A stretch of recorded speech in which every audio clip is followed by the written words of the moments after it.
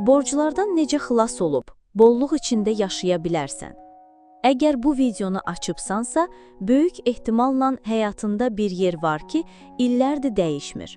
Pul gəlir, amma tez zamanda hansısa formada xərclənib gedir. Çalışırsan, əziyyət çəkirsən, amma qazanc artmır və kənara heç pul qoya bilmirsən.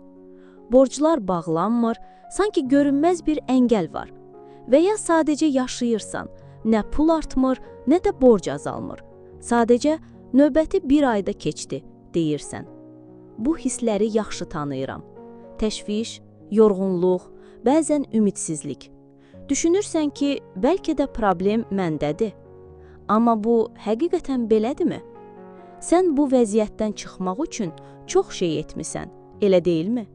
Kurslar keçmisən, cədvəllər tərtib etmisən, dua, niyyət, pozitiv düşüncə, amma nəticə yoxdur.